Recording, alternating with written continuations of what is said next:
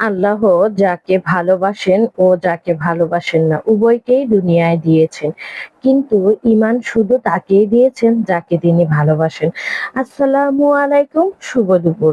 আপনারা সবাই কেমন আছেন? আলহামদুলিল্লাহ ভালো আছি। আজকে ব্লগটা হচ্ছে আমার রান্না-বান্না নিয়ে। আজকে রান্না করে ফেলেছি একটা লাল মুরগি। এই লাল মুরগিটা আবার ভালো করে কষিয়ে রান্না করতে হয়। না কষালে একটু মুরগিটা শক্ত থাকে, বাচ্চারা খেতে পারে না। এই রান্নাটার জন্য আমি সকল মশলাপাতিগুলো ভালো করে কষিয়ে নিয়ে মুরগিটা বসিয়ে দিয়েছি। এই তো রান্নাটা আমার শেষ। এটা হচ্ছে মুরগি রান্নার ফাইনাল লুকটা। খুব ভালো হয়েছে, লোভনীয় দেখতে হচ্ছে।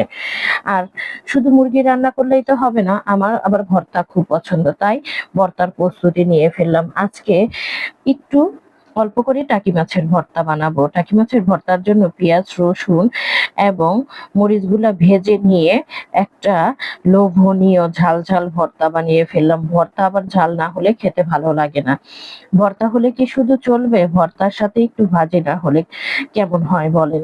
তাই একটু করলা ভাজি করার প্রস্তুতি নিয়ে ফেললাম। করলাটা খুব ভালো ছিল দেখতে, দেশি করলা, ছোট ছোট করলা ভাজি তে আবার আমি একটু আলু দিই। আলু দিলে আমার কাছে আবার খুব ভালো লাগে করলাটা খেতে। তা আমার কাছে কি মনে হয় জানেন? দুনিয়াটা খুব অদ্ভুত। তুমি যাকে যতই ভালো হও না কেন, যতই অন্যের জন্য নিজেকে বিলিয়ে দাও না কেন, তুমি যদি যতই কষ্ট সহ্য করো না কেন, কিছু মানুষের কাছে তুমি কখনোই ভালো হতে পারবে না। কারণ কি? কেউ আপনাকে ভালো থাকতে দিবেই না। কারো ভালো কেউ কখনো পছন্দ করে না। তাই আপনার ভালো আপনাকেই দেখতে হবে। আর আমার ঘরে একটি জাতীয় খাবার হচ্ছে ডাল। এই ডালটা আবার ঘরে সবাই খুব পছন্দ করে। এই গরমের মৌসুমে আমডালটা খেতে খুব ভালো লাগে। আমডাল হচ্ছে ঘরের জাতীয় খাবার এখন। আর এই যে দেখছেন আমার ছোট ছেলে, এই ছোট ছেলেটা কয়েকদিন যাবৎ খুব অসুস্থ। ওকে নিয়ে ডাক্তারের কাছে দৌড়াদৌড়ি করতে হচ্ছে। ওকে নিয়ে যে আমি কি করব চিন্তাই করে পাই না। ও এত বিরক্ত করে এখন, রান্না বান্না একদম আমার লাটে উঠেছে।